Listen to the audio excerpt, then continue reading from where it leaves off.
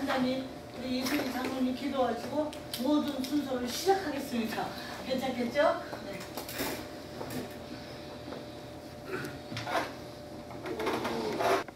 국에서는 이렇게 저희들 가슴이 전해질 수 있고 정말 아버지 하나님 기도하며 눈물 뿌리며 기도하며 몇 날 며칠을 이렇게 저희들 지나고 있습니다.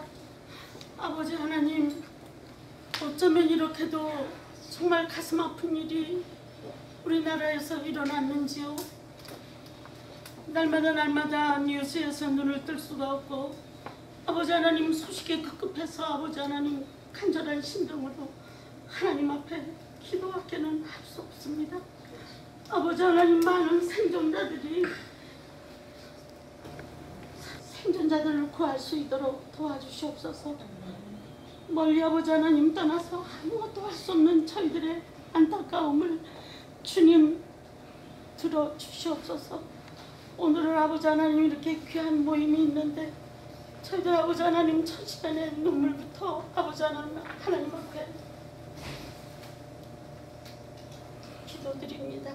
아버지, 어찌하든지 저들이 아버지 하나님 빨리 생존할 수 있도록 도와주시옵소서. 오늘 아버지 하나님 여성문학회에 이렇게 귀한 우리 부총영사님, 또 멀리 템파에서부터 이렇게 귀한 아버지 하나님 회장님들, 이렇게 또 회원님들 많이 참석하셨습니다. 이 시간 아버지 하나님 귀한 시간 줄 수 있도록 도와주시고 저희들 아버지 하나님 이 시간에 정말 아버지 하나님 많은 것을 생각하며 기억할 수 있도록 저희들의 삶을 인도하여 주시옵소서. 이 모든 말씀 주 예수 그리스도 이름 받들고 간절히 기도드리옵나이다. 하나님, 선생님 또 있어요. 저 윤은수 선생 어디 갔어? 윤 선생 일어나. 그동안 너무 바쁘고 항사 갔다가 컴백했어요. 연대 바이올린 전공하시는 분이에요. 박수! 저기 식사하기 전에 오늘은 노래를 한번 부를게. 지난번에 봄이 오면을 노래를 불렀는데 가사를 깜짝 놀라게 잘 쓴 사람이 있어요. 핸드폰을 제가 바꾸느라고 안 돼. 보세요. 근데 제가 서정선인데요. 지금 아까는 기도했으니까 지금은 이제 노래하고 같이 즐겁게 밥 먹어야 되니까. 하나 둘 시작. 왜 나이가 보았네 그대 빈 장미와 갓 피어난 어여쁜 그 향기에 탐나서 정신없이 보내 장미화야 장미화 들에 핀 장미화.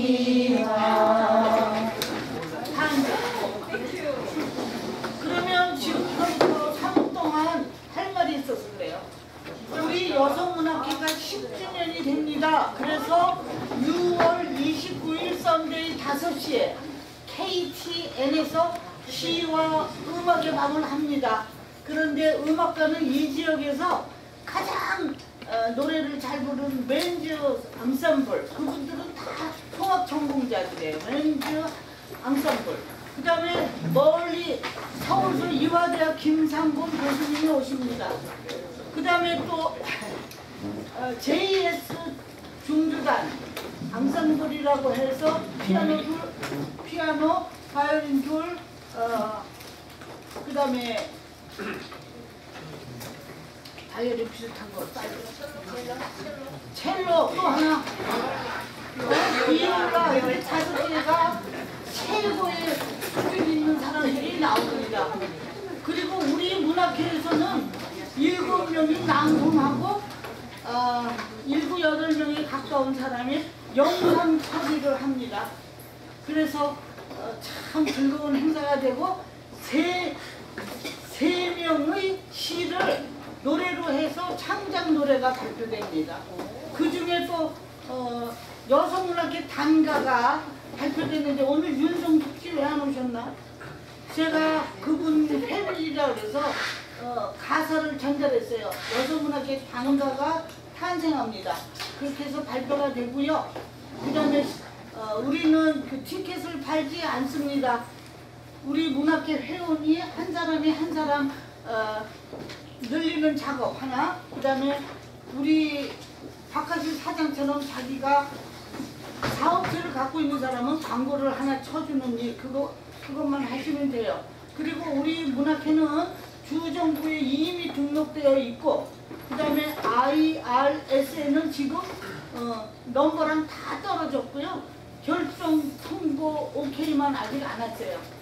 그런 상태고요. 그 다음에 이번에 10주년 때 우리가 오신 손님한테 아무런 답례품이 없으면 안 되기 때문에 윤재영 교수, 우리 회원 윤재영 교수가 편집하고 책을 만듭니다. 그래서 시를 내신 분은 3편, 수필을 내신 편은 2편, 편지를 쓰신 분 1편이라도 좋으니까 참여하는 게 의미가 있고 책을 만드는데 아무런 부담은 없습니다.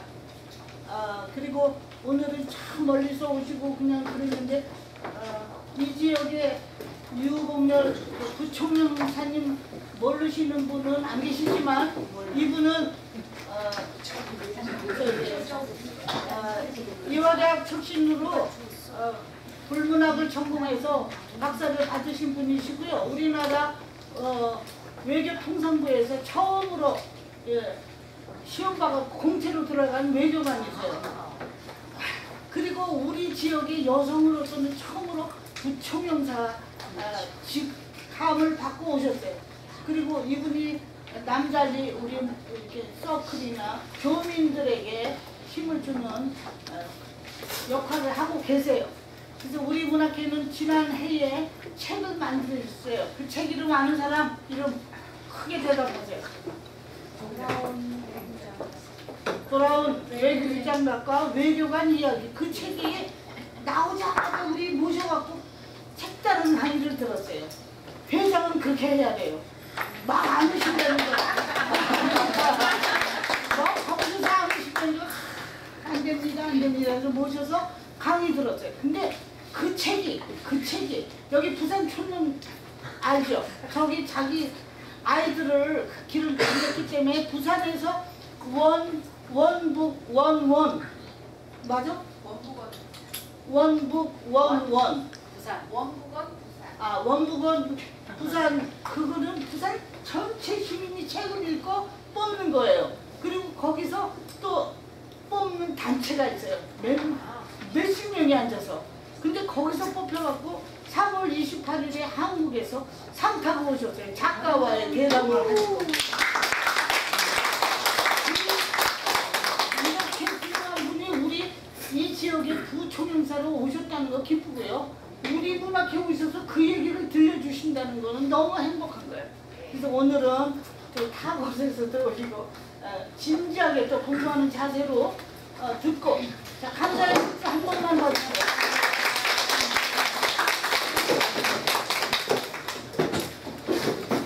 감사합니다. 다시 뵙게 돼서 반갑고요. 보통은 공부를 하고 나서 밥을 먹는데 지금 회장님께서 많이 소개를 해주셨는데 제가 여기 여러분들 뵈러 다녀간 게 9월 초였어요. 제 책이 8월 12일 날 출간 날짜가 되거든요. 한 달도 안 돼서 정말 따끈한 막 책이 나왔을 때 회장님의 부름을 받자와 제가 여러분들께 와서 제가 책을 내게 된 배경하고 그 책에 담겨있던 중요한 이야기를 여러분께 들려드렸었는데 그때는 저도 저 자신이 제 이름으로 책을 낸 거는 제가 이제 번역서는 몇 권을 내봤는데 제가 직접 써서 낸 거는 이번이 처음이라 굉장히 가슴도 벅차 있었고 두근두근하기도 했고 근데 그 책에 대해서 제가 이 세상에 최초로 소개를 드릴 수 있었던 데가 바로 여기거든요. 그러니까 제가 얼마나 여러분들과 그 각별한 마음을 간직하고 있는지는 아마 잘 짐작이 가실 거예요. 오늘 이제 회장님께서 다시 한번 와서 강연을 좀 해달라고 부탁을 하셔서 저는 너무 반가운 마음으로 여러분들 다시 볼 수 있어서 흔쾌히 응했고요. 다만 오늘 이제 워낙 지금 한국이 너무나 슬픔에 잠겨 있기 때문에 마침 저희 대학 선배님이신 이승희 장로님께서 오신다고 해서 제가 우리 강연을 시작하기 전에 기쁨을 나누기 전에 그 아픔을 같이 나눠야 될 것 같아서 기도를 부탁을 드렸습니다. 준비를 안 하고 하신 기도라고 아까 말씀하시는데 뭐 진실을 너무 잘 전달해 주실 수 있는 따뜻한 기도셨던 것 같아요. 깊이 감사드립니다.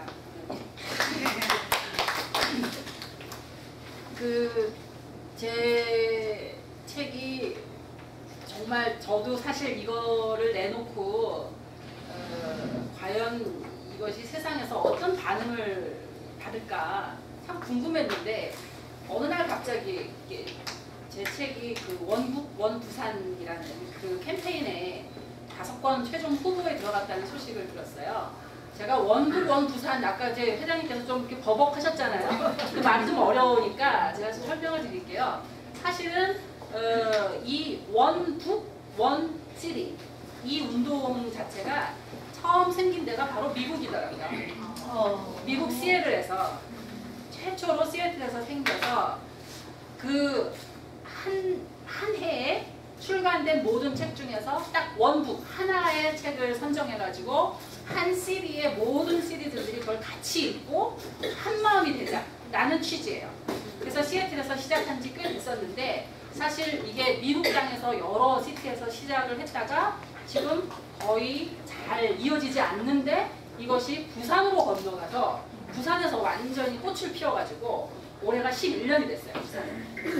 근데 제가 이 행사를 이제 가서 보고 나서 저도 느낀 건데 정말 굉장히 열심히 해서 그 부산 시민들 전체가 한마음이 되자라는 그 취지에 딱 맞게끔 행사를 이렇게 운영을 하시더라고요.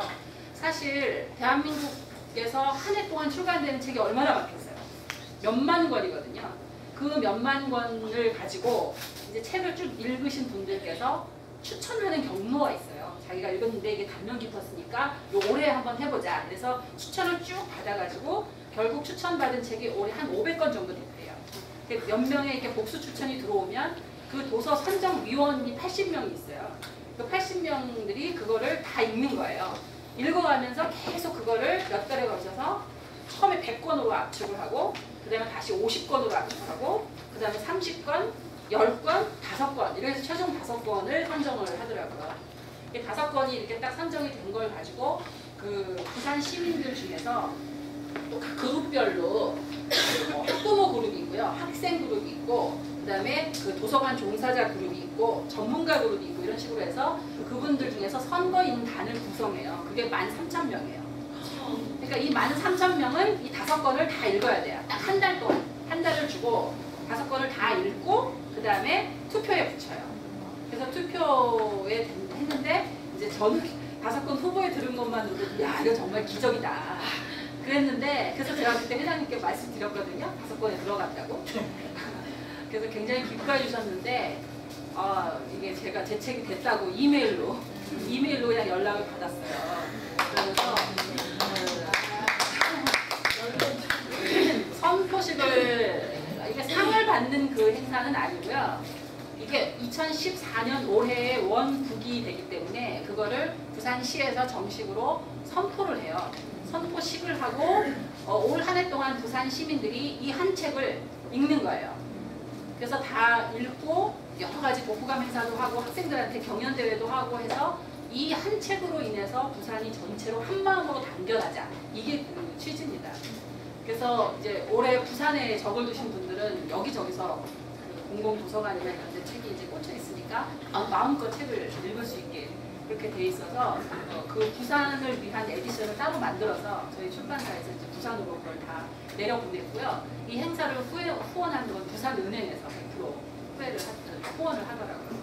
그 상당히 많은 돈이 드는 행사고 그 작가하고 만나는 게 굉장히 중요한데 제가 여기 있어서 사실은 그 그걸 주최하시는 분들한테 좀 미안하더라고요. 그 작가와의 대화가 많이 있어야 학생들도 모이고 같이 모여서 이제 이런저런 얘기를 나누면서 그 무슨 생각으로 이런 글을 썼는지에 대해서 공유를 할 수가 있는데 제가 그렇게 하지 못하니까 사실은 조금 김 빠진 그런 느낌이 드실 거예요, 그분들은. 근데 제가 3월 28일에 선포식 한다고 한국에 가서 선포식 당일날 강연을 하고 선포식 하는 날 한 1000명 정도가 모였더라고요. 그 시청 대강당에서 하는데 정말 많은 분들이 와 계시더라고요. 그리고 간 김에 이제 그러면 제가 그 작가, 독자들과의 대화를 해드리겠다. 그게 제가 보답하는 최소한의 성의인 것 같다 해서 그 다음날 부산 시민도서관에서 행사를 하고 또 오후에 해운대 도서관에서 학생들하고 별도의 그 대화 시간을 갖고 이렇게 해서 막 릴레이로 저는 이제 강연을 하다가 바로 돌아왔거든요. 1000명이 모이신 부산시청 대강당에서 강연하는 거하고요. 우리 여기 한 30분 모이신 여기서 강연하는 거하고요. 떨리는 건 똑같아요.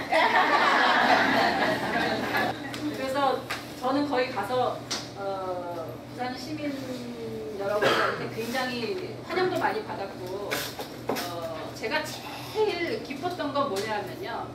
제가 딱 갔더니 모든 분들이 저를 뭐라고 부르냐면 작가님이라고.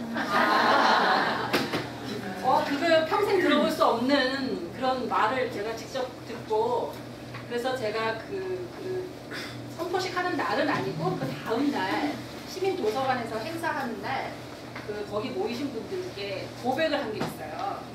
제가 사실 저의 어릴 적 그 장래 희망 제가 지금 외교관이고 뭐 그 전에 이제 교수 잠깐 했었고 근데 이렇게 직업을 거쳐서 와서 여러분들께서는 그런 생각을 못 하실지 모르지만 사실 저의 장래 희망은 작가였습니다.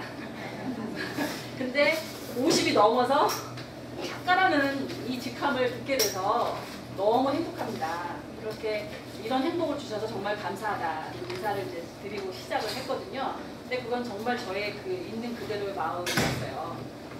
그 작가라는 꿈을 어릴 적부터 가지고 있어서 제가 그 프랑스에서 유학을 하고 공부하면서도 제 필명도 스스로 만들었거든요. 아시다시피 제 이름이 굉장히 복잡하잖아요. 특히 이제 그 서양 이름을 따로 갖지 않은 상태에서 프랑스에서 유학을 하니까 이 프랑스 사람들 제 이름을 발음하려면 헉헉대는 거예요. 이게 발음이 안 나와서. 그리고 프랑스는 이 알 발음이 특히 어렵거든요. 그러니까 이제 그거를 막 리얼 막 이렇게 하면서 발음을 하다 보니까 그런 것도 참 불편하고 그래서 제가 나중에 작가가 되면 나는 이런 필명으로 데뷔를 해야겠다 그 생각을 가지고 있었는데 그 이제 인생을 이렇게 살면서 작가의 꿈은 완전히 물 건너갔고요. 그냥 영원히 이루지 못할 꿈이라고 생각하고 제가 생각했던 그 필명을 저희 딸한테 줬어요. 딸이 태어났을 때 이럴 줄 알았으면 안 주고 가지고 있을 거야. 괜히 줘가지고 제 책은 크게 세 파트로 구성이 돼 있어요. 일단은 돌아온 외교장각 의궤라는 게 이제 제목에 나와 있는 것처럼 여러분들께서 외교장각 의궤라는 게 뭔지도 굉장히 생소하고 어제 들어본 것 같기도 하고 이게 도대체 뭘까 이런 의문을 가지고 계시는 분도 많이 계실 거고요. 이 외교장각 의궤는 우리나라의 굉장히 소중한 문화재입니다. 그러니까 저희가 생각할 때는 국보급 문화재 그 이상에 해당한다라고 보는 그런 그 조상의 얼이 담겨 있는 내가 왜 외교장각 의궤에 대한 글을 썼느냐. 제가 1997년에 이제 외교관 생활을 시작했어요. 그래서 제가 이제 프랑스에서 박사학위를 받고 또 그쪽에서 교편도 잡고 있었고 이러니까 외교부에 들어가자마자 시작한 일이 제가 배치된 부서가 프랑스를 담당하는 부서였어요. 그래서 막상 들어가서 보니까 저도 그때 몰랐던 외교장각 의궤 방한 협상이라는 큰 어젠다가 저한테 주어졌어요. 외교장각 의궤는 1866년에 병인양요가 일어나서 프랑스 해군 함대가 강화도에 쳐들어왔습니다. 근데 그때 당시에 여러분들 뭐 어릴 때 역사 시간에 배우셨을 거예요. 기억이 좀 가물가물하실 수도 있는데 당시 한국에는 규장각이라고 하는 조선시대에 만든 요새 말로 하면 도서관이에요. 도서관이 있었어요. 굉장히 문화적인 국가인 거죠. 그 당시에 이제 다 이 서공들이 붓으로 글을 적어서 그거를 도서관에 비치를 해놓는데 규장각에 비치하던 여러 가지 도서, 뭐 조선왕조 실록도 있고 뭐 굉장히 많잖아요. 그거는 항상 7권 정도를 만들어서 여러 도서관에 분산 비치했다라는 기록이 있어요. 저희도 그렇게 배웠고. 그러니까 그게 한 권을, 한 가지 내용을 여러 권으로 만들어서 그거를 우리나라에서 복본이라고 해요. 카피란 뜻이죠. 복본을 만들어서 여러 도서관에 혹시 분실될 우려를 이제 감안해가지고 분산 비치하는 거예요. 근데 그 중에서 서공이 똑같은 내용을 왕이 친히 열람할 수 있는 어람용이라고 해요. 왕이 볼 수 있는 그 책을 별도로 만드는데 그거는 왕이 보는 용이니까 얼마나 잘 만들겠어요. 종이도 다르고 안에 색도 다르고 그리고 이 어람용 의궤는 여러분들이 생각하시는 것처럼 과거에 이렇게 묵을 갈아서 다 먹으로 썼던 그 까만색이 아니에요. 총 천연색이에요. 그러니까 그게 여러분들께서 이게 정말 꼭 한 번 평생 한 번은 보셔야 되는 책이에요. 그래서 저는 이 책을 협상을 하면서 이제 처음 보게 됐는데 제가 쓴 책의 맨 앞부분에 보면 제가 처음에 이 책을 봤을 때의 그 감흥에 대해서 서술하는 것부터 시작을 해요. 그게 1999년인데 제가 1997년에 외교부에 들어가서 한 2, 3년이 지난 뒤에 그 책을 처음 보게 됐어요. 근데 이 프랑스에서 강화도에 병인양요 때 침공을 해서 들어와가지고 강화도를 거의 점령했다가 우리 조선군한테 밀려서 퇴각을 하게 됩니다. 퇴각을 하면서 이 정신없는 와중에 거기에 그 외교장각이 설치가 되어 있었거든요. 그러니까 규장각이 우리 한양에 설치되어 있는 것이 혹시 외구에 그때 당시는 제일 우려하는 게 외구였으니까 외구의 침입을 받으면 없어질까를 우려해서 멀리 안전하다고 하는 강화도에다가 외규장각이라고 해서 만들어놨던 거예요. 거기에 주로 임금님이 보시는 중요한 책들만 거기다가 보관을 해놨는데 저기 프랑스 함대가 외교장각에 들어가서 쫓겨나면서 들어가서 이렇게 보니까 자기들 눈에 그래서 저는 이놈들이 굉장히 귀신 같은 놈들이다 그렇게 표현을 했는데 그 와중에 잡힐지도 모르는 그 쫓겨가면서 거기에 놓여있는 외교장각 의궤를 340권을 훔쳐서 나가요. 근데 340권이 그냥 책 340권이 아니에요. 크기가 여러분 여기 테이블이 반반해요. 이만씩. 이만한 책들이 340권이니까 어마어마한 양이었을 거 아니에요. 그걸 전부 훔쳐가가지고 배에 싣고 가서 자기네 상관한테 전리품으로 바쳐요. 근데 프랑스는 그 전리품으로 받은 거를 해군 제독이 자기가 인말 포켓 하는 것이 아니고 그거를 국가에다 헌납을 합니다. 그대로. 그래서 그게 프랑스 국립도서관의 소장이 되게 됐어요. 근데 우리는 이 프랑스 애들이 이걸 훔쳐가고 나서 이 외교장각이라고 하는 건물 있잖아요. 지금은 강화도에 터만 남아있거든요. 근데 그 건물이 있는 거를 고스란히 불을 질러버려요. 그래서 그 안에 있는 이 외교장각 의궤를 뺀 나머지는 다 불타버렸어요. 그러니까 그게 불타고 나니까 우리는 당연히 모든 책들이 다 불타서 없어진 줄 알지 프랑스 사람들이 그걸 가져갔다라고는 꿈에도 생각을 못한 거예요. 그때 당시 외교장각을 지키고 있던 그 서고장, 도서관장이죠. 그 당시로. 도서관장은 목매서 자살을 했어요.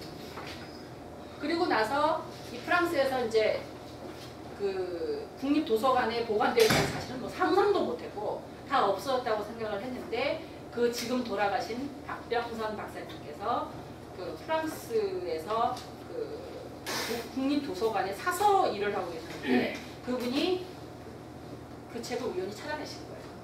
근데 이분도 그냥 우연히 가다가 이렇게 뚝 발견한 건 아니고 당신이 프랑스로 유학을 이분은 서울대 사학과를 나오셨는데 프랑스로 유학을 떠날 때 은사님께서 아무래도 이 의궤가 한 권쯤은 프랑스에 남아있을지 모른다. 이놈들이 가져갔을 가능성이 있으니까 너가 가서 한번 찾아봐라 라는 당부를 하셨잖아요. 참 훌륭한 스승의 훌륭한 제자죠. 그래서 이분이 사서로 일을 하면서 거기서 도서관을 완전히 샅샅이 뒤진 거예요. 근데 프랑스 국립도서관은 규모가 어마어마해요. 그러니까 그냥 사서 한 명이 돌아다니면서 이렇게 찾을 수 있는 그런 공간이 아니에요. 그런데 너무 이분이 열심히 그걸 찾아다니니까 같이 일하는 동료 한 사람이 그때 당시 박병선 박사님은 한국분이 아니에요. 프랑스로 귀화해서 프렌치 시티즌이었어요. 그 이유는 여러분도 아시는 옛날 그 동베를린 사건이라고 해서 간첩 소탕 사건이 있어요. 옛날 우리 독재정권 시대에 막 아무나 간첩으로 몰던 그 시대에 유학생들 그룹 전체를 간첩으로 몰아가지고 전부 이제 다 가둬서 아무튼 그때 고문도 많이 하고 많이 다치기도 하고 죽기도 하고 그런 사건인데 그 사건 때 이인영관이 연루가 돼가지고 그분이 그냥 프랑스로 귀화 신청을 해서 남으신 분이에요. 그래서 그때 당시 프랑스 사람이었는데 프랑스 동료 한 사람이 네가 그렇게 찾고 있는 책이 혹시 하면서 어디를 가봐라 라고 가르쳐 주더랍니다. 근데 그 가르쳐 준 데가 어디냐면 그 파리의 국립도서관이 아니고 국립도서관 별관이 베르사유 궁전에 옆에 하나 딸린 별관이 있었어요. 그러니까 파리에서 베르사유, 여러분들 베르사유 궁전 많이 아시죠? 파리에서 베르사유까지는 자동차로 한 40분 정도 걸리는 거리에 있어요. 그러니까 거기 가서 따고 봤더니 괴짝에 큰 괴짝에 여기저기 창고에 놓여져 있더랍니다. 그래서 그거를 이건 이제 박병선 박사님이 직접 들려주신 얘기예요. 그 괴짝을 열고 보니까 의뢰는 확실하고 자기가 얼마나 떨리셨겠어요. 저는 그게 국립도서관에 가서 알고 있는 상태에서 봐도 그렇게 가슴이 두근두근 했는데 그렇게 찾아 헤매던 그 우리가 몇백 년 동안 없어졌다고 생각했던 그 책을 발견하신 거예요. 딱 보니까 맞는데 책을 딱 넘기는데 거기 묵으로 다 쓴 거 아니에요. 거기서 나오는 묵향이라는 게 있답니다. 그걸 전공하시는 분들은 잘 아시나 봐요. 그 묵향이 책을 페이지를 넘기는데 그대로 코를 찌르더라고. 그렇게 말씀을 하셨어요. 그리고 나서 이제 2011년에 돌아가셨거든요. 제가 처음에 이제 협상을 시작하면서 프랑스에 가서 그 책을 처음 봤을 때는요. 프랑스 국립도서관에 물론 이제 그 뒤로 잘 이제 비치가 돼서 각자 책 하나하나를 따로따로 이렇게 책 케이스를 만들어서 비단 케이스를 다 만들어가지고 별도로 이제 꽂혀 있었는데 아까 제가 340권이 가져갔다고 말씀드렸잖아요. 그 숫자를 아는 이유는 그때 당시에 그 강화도 침공의 총책임을 맡았던 구스타브 로즈라는 제독이 있었어요. 이 사람이 이 프랑스 사람들도 굉장히 기록하는 걸 좋아하는 민족이거든요. 자기들이 거기서 불태우고 훔쳐간 리스트를 만든 거예요. 그 리스트에 딱 나와 있어요. 자기 친필로 썼어요. 큰 책, 겉에 비단으로 쌓인 큰 책이 있는데 그게 340권이라고 써 있어요. 근데 실제로 저희가 찾아낸 건 297권밖에 없어요. 43권이 중간에 어떻게 됐는지 다 프랑스 국립도서관에 오지 못하고 사라져버린 거죠. 그 중에 한 권은 어디냐면 영국의 런던 대형 박물관에 있습니다. 저도 그거 갔어요. 대형 박물관에 딱 한 권이 있는데 그거는 파리에서 산 거예요. 구입을 한 거예요. 어떤 무슨 치즈 파는 가게에서 우연히 책 수집상이 가가지고 영국 사람이 그걸 사온 거예요. 영수증까지 같이 있어요. 그렇게 영수증까지 딸려있는 구입된 책은요. 저희가 절대 반환 요청을 할 수가 없어요. 그게 국제사회의 논리예요. 그리고 프랑스 사람들이 가져간 거는 본인들이 만든 보고서가 있잖아요. 불태우고 사실과 훔쳐갔다는 보고서가 있기 때문에 이거는 약탈문화재잖아요. 그러니까 너희들이 전시 약탈문화재니까 이제 저희가 돌려달라는 그 반환 신청을 한 거였는데 그것도 누구 때문에 했겠어요? 당연히 박병선 박사님 때문에 하게 된 거예요. 그분이 찾아내셔갖고 그게 75년이거든요. 1975년에 찾아내셔서 이제 우리나라 정부에다가 이거를 반환 요청을 프랑스 정부에다 해라라는 얘기를 하셨는데 1975년에 우리나라가 어땠어요? 여러분 너무 잘 아시죠? 먹고 살기 힘든 때 아니에요. 그 문화재를 지금 프랑스랑 같이 어마어마한 나라에다 대고 사실 그때는 어마어마한 돈이죠. 지금이야 아무것도 아니지만 그 도저히 할 수가 없는 상황이니까 그냥 묵힌 상태에서 한 20여년 가까이 흘러버려요. 그래서 1991년에 와서야 결국은 이제 그때 우리가 올림픽도 지난 다음이고요. 어느 정도 한국이 그 국력도 굉장히 많이 커졌고 그 다음에 이 문화재의 가치에 대한 인식 자체가 정부에서도 높게 가지기 시작한 그때 프랑스 정부에다가 정식으로 요청을 합니다. 반환 요청. 반환 요청이라고 하는 거는요. 제가 협상을 외교 협상을 해보니까 그래 지져라. 니네 요청을 하든 말든 그래 너는 걔 지져라 이거예요. 그럼 이쪽 걔는 그냥 가만히 있으면 끝나는 거예요. 근데 이게 너무 불합리한 이 국제 질서라는 게 정말 우리 재산을 뺏기지 말아야지 한 번 뺏기면 정말 되찾아올 수가 없는 게 국제 논리더라고요. 국제 지금 뭐 유네스코 같은 데서 약할 문화재에 대한 그 국제 협약 같은 게 다 이제 만들어져 있어요. 근데 이게 그 훨씬 나중에 만들어진 협약이라서 1970년대, 80년대에 만들어졌거든요. 소급 적용이 안 돼요. 그러니까 옛날에 사실 제국주의 시대 때 엄청나게 많은 약탈을 당했잖아요. 근데 이게 20세기에 만들어진 이런 협약들은 제국주의의 그 문화를 건드릴 수 없게끔 만든 거예요. 그러니까 결국 서양 사람들이 그 협약을 만드는 것도 자기들은 피해를 안 보게끔 해서 딱 만들어 놓은 협약들이라 앞으로는 보호가 되지만 과거 거는 보호가 안 돼요. 그 다음에 국제 논리에 또 뭐가 있냐면 식민청산이라는 게 있어요. 식민청산은 이 전시 약탈하고 또 달라요. 그러니까 제국주의 때 워낙 식민지를 많이 이제 지배를 했기 때문에 식민지가 다시 이제 그 식민 시대를 청산할 때 관계를 정상화하기 위해서 당시에 약탈했던 문화재나 이런 것들을 원소유국으로 돌려주게끔 국제사회에서 만든 게 있어요. 그거는 2차 세계대전 이후에 독일이 워낙 이제 점령을 하면서 유럽의 여러 나라 걸 다 훔쳐다 갔기 때문에 그때 당시 독일이 패전국이 되면서 독일에서 다 찾아왔어요. 그러면서 서양 국가에서 만들어 놓은 거라 다행히 저희는 일제 식민지의 관계 정상화를 하면서 식민 청산을 할 수가 있었어요. 그게 1968년이거든요. 68년에 일본으로부터 박정희 대통령이 국교 정상화를 처음 이제 그때까지 단교하고 있던 거를 국교 정상화를 하면서 엄청나게 많은 숫자의 문화재를 저희가 돌려받습니다. 수만 점이에요. 근데 일본 놈들이 36년 한국 지배하면서 그 수만 점만 가져갔겠어요. 문제는 저희가 반환 요청을 하고 싶어도 국가가 소유하고 있는 거는 국가 대 국가로 요청이 가능해요. 근데 개인이 소장하고 있는 거는 그 집 장롱문 뒤져서 찾아내지 않는 한 알 수가 없는 거예요.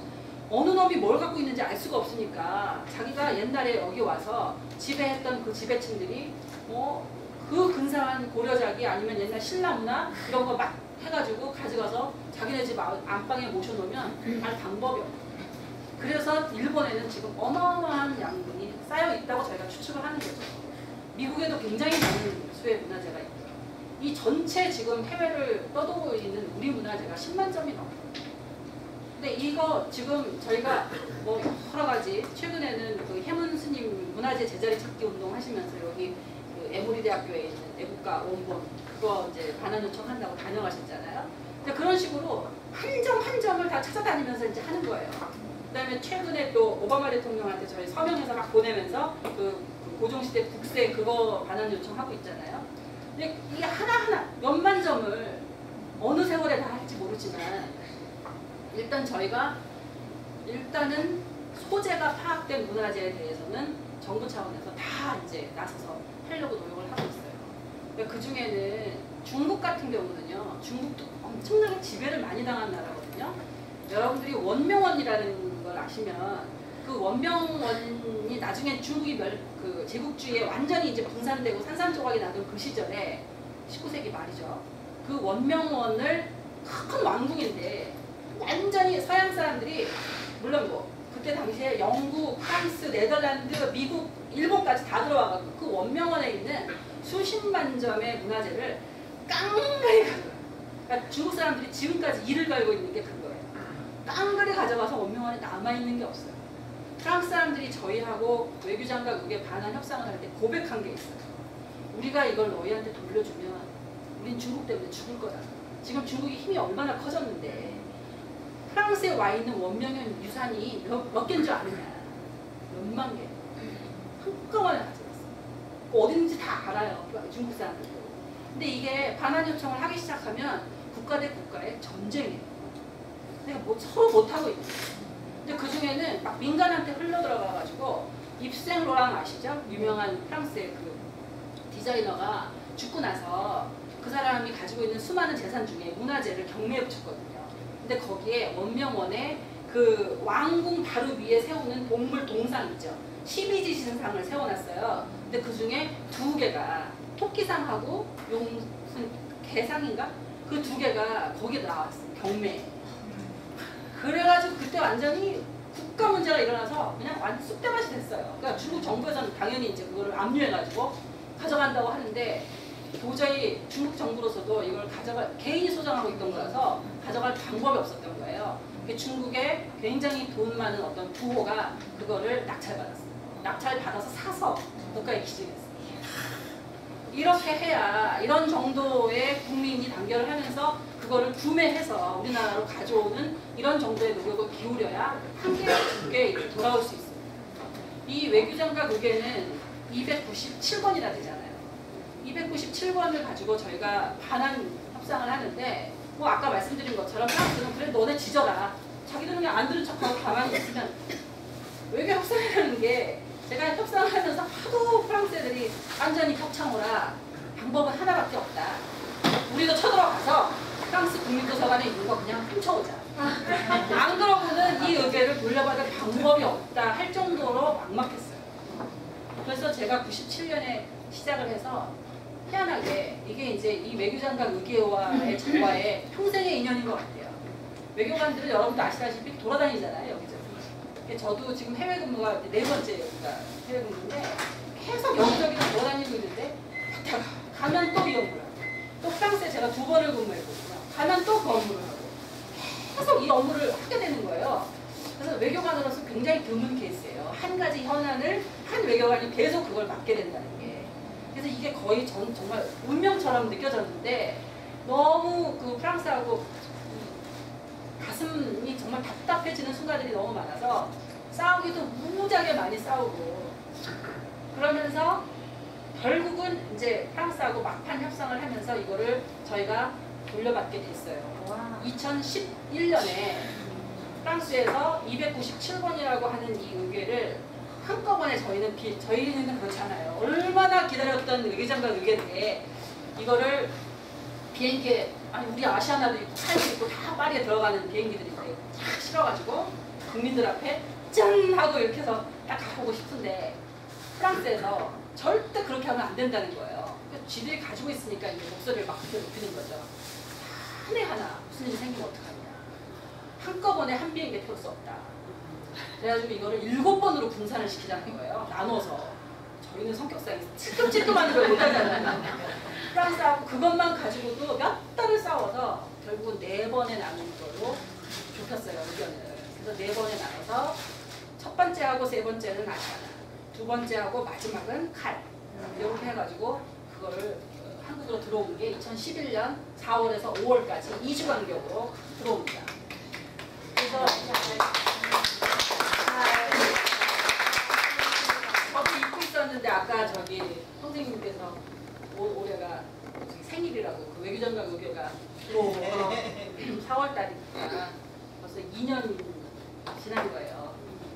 그 사이에 저는 2011년 4월, 5월까지 의뢰를 다 한국으로 보내고 첫 번째 보내는 날이 이제 제가 이 책에 쓰는 마지막 대목입니다.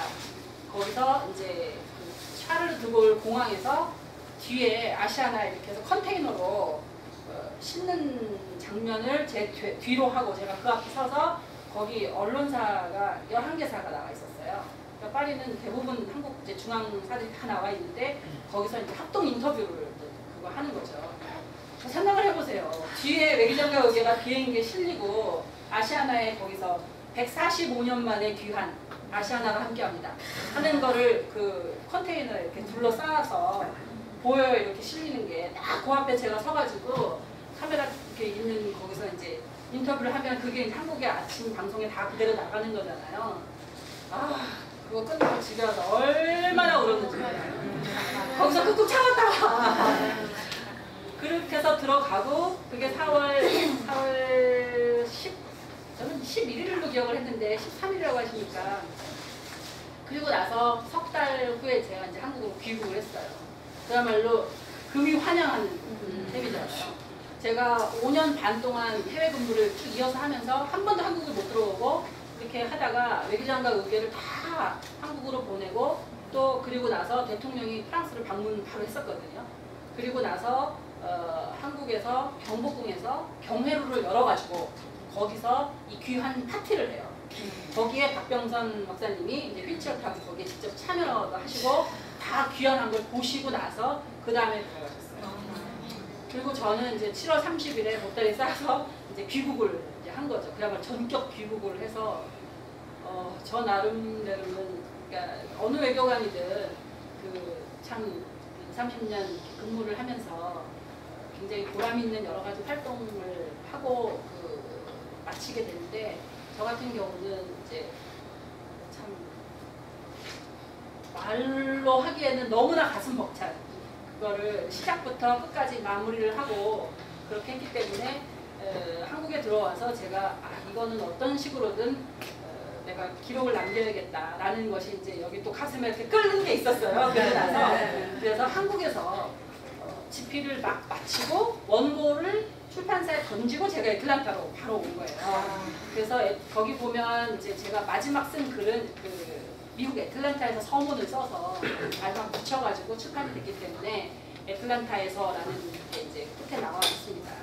그래서 이 외교장과 의궤라고 하는 이 어마어마한 문화재 이거를 제가 보고 느꼈던 그때의 감정부터 시작해서 마지막 들여보낼 때까지의 그 감흥을 책으로 담으면서 이거를 가져오기 위해서 양국 외교관이 만나서 협상을 하는 게 도대체 외교 협상이라는 게 뭘 하는 건지 그리고 어떻게 해야 되는 건지 그거에 대한 저의 개인적인 기록을 경험이에요. 저의 그냥 있는 경험을 이렇게 편하게 쓴 글입니다. 그래서 아무래도 제가 이제 한 20년 걸쳐서 이거를 협상하면서 쓴 얘기이기 때문에 제가 아이들을 데리고 어떻게 밖에 나가서 외교관 생활을 하고 외교관이 어떤 일을 하면서 사는지 이런 것도 그냥 이렇게 편하게 이야기를 하고 있어서 크게 책이 문화재의 가치에 대한 거 그다음에 외교 협상에 대한 그런 테크닉 제가 느낀 외교관들의 삶 이런 거에 대해서 같이 쓰고 있습니다.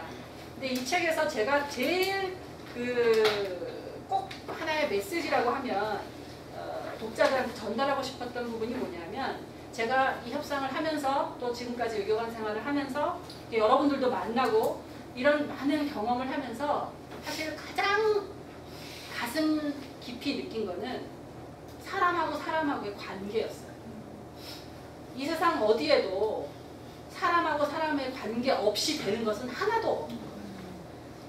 여러분들께서는 사람하고 사람 관계를 늘 같이 가지고 계시고 또 그 관계에 힘을 모아서 또 하나님하고도 소통을 하시고 다 이렇게 이제 여러 단계를 거치시지만 일단 이 세상을 구성하고 있는 이 사람 그것이 국적이 다르건 나이가 다르건 어떤 상황에서건 외교관들 같은 경우는 이 사람을 만나서 이 외교관도 자기 국익을 대표하고 이 외교관도 자기 국익을 대표하고 프랑스가 우리 물건을 가져간 나쁜 놈들이고 저놈한테 내가 이거 물건을 우리가 되찾아와야 되는 그런 상황이지만 그 사람도 그 사람의 국익을 대표하는 외교관인 거예요. 그럼 그 사람은 안 주는 게 장땡이고 저는 어떻게든 그걸 받아오는 게 제 임무니까 그럼 두 사람하고 만나서 그럼 저는 내 이것만 하나요? 그건 아니잖아요. 대한민국 외교관으로서 내가 너한테 요청해야 되는 정당성이라는 게 있잖아요. 근데 그 정당성이라는 게 그 사람들이 알아듣고 설득이 될 만한 논리를 개발해야 되는 거죠. 그게 외교관의 협상에 나가는 외교관의 그 자세예요. 그 논리를 제가 개발해서 가져가야 되고 그 다음에 저하고 그 사람하고의 만난 그 관계를 통해서 제가 그 사람을 설득하도록 노력을 해야 되는 거잖아요. 결국은 사람이 사람을 설득해서 그 사람이 나를 이해하고 나를 이해함으로써 결국 대한민국의 이해관계를 이해하게 되는 거예요. 이 큰 것도 결국은 앞에 나와 있는 그 한 사람이 어떤 사명감과 어떤 자세를 가지고 상대방하고 관계를 맺느냐 이걸 가지고 해결을 하느냐 못하느냐 이게 달려있더라고요. 그래서 어떤 관계든 아무리 상대방이 적이더라도 그 관계는 저 사람도 한 명의 인간이고 나도 한 명의 인간이기 때문에 그 둘 사이에서 만나는 교감 그 다음에 내 논리에 저 사람이 설득이 되고 나의 말을 들어주려면 결국은 믿음이잖아요.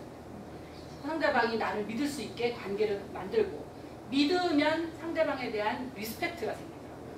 그래서 나도 리스펙트를 받고 싶으면 반드시 내가 리스펙트를 상대방을 해야 된다는 아주 간단한 그 논리 그 논리가 국가 대 국가의 외교도 똑같이 적용이 되더라고요.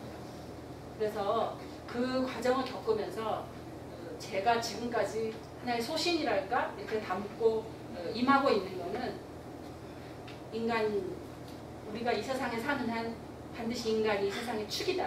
그렇기 때문에 이 인간과 인간의 관계를 존중하고 여기서 어떤 뭔가 긍정적이고 보다 밝은 이런 에너지를 만들어내는 것은 둘이 함께 할 때다 라는 것이 저의 소신입니다. 그래서 그걸 가지고 오늘 뭐 계속 앞으로 외교관 생활을 하는 동안 어느 나라 사람들을 만나건 간에 그렇게 살아가려고 하고요. 다른 나라 사람이 아니라 우리 여기 계신 여러분들하고 한 사람 한 분 한 분과의 만남이 저한테 너무 소중하고 그래서 여러분과의 만남이 항상 뜻깊은 그런 한 시간 한 시간이 됐으면 하는 것이 평소에 가지고 있는 바람입니다.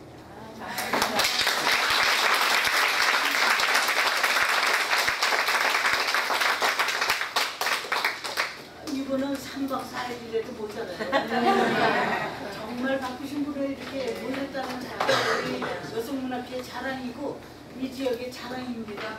먼 지역에서 오신 분들 특히 감사하고요.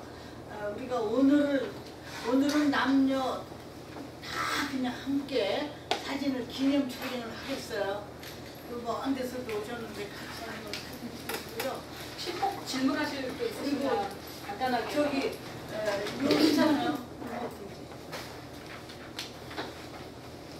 최종적으로 그분이 성락하게 된 마지막. 승낙하게 된 거예요. 그 사람이 승낙한 게 아니고 그 나라가 승낙하게 된 거죠. 프랑스가 왜 승낙을 하게 됐는지. 그거는 아무래도 그 사람이 또 그렇게 설명을 했을 거 아니에요, 정부에서. 아 그렇죠. 네. 근데 그 개인적인 의견을 떠나서 결국 외교관은 국가를 대표해서 하는 거라서 그게 왜 프랑스가 한국에 돌려주게 됐는지 거기 제가 나눠드린 그 블로그 그 부산에서 쓰신 분이 보면 밑줄 그으신 대목이 하나 있어요.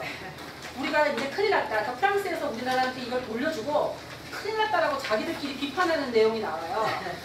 뭐라고 돼 있냐면 알제리가 프랑스 식민지를 300년을 한 나라예요. 어마어마하게 많은 문화재를 약탈했을 거 아니에요, 알제리에서? 알제리를 비교를 하면서 알제리도 프랑스에다 대고 도서를 반환해달라고 요청을 해왔다.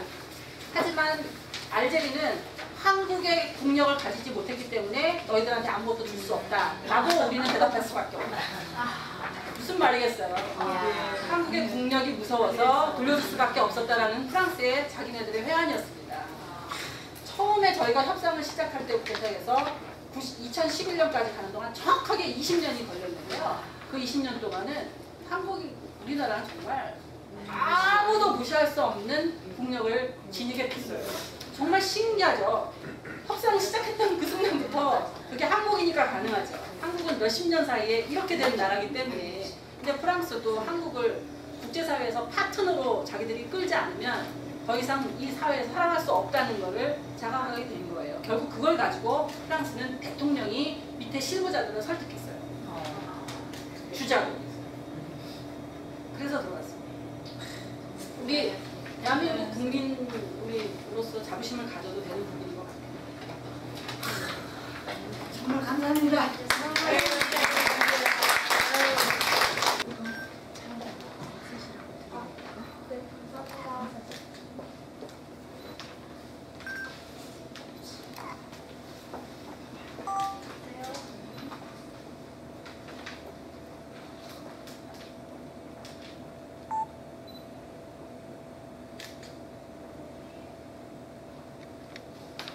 유경을 가리죠.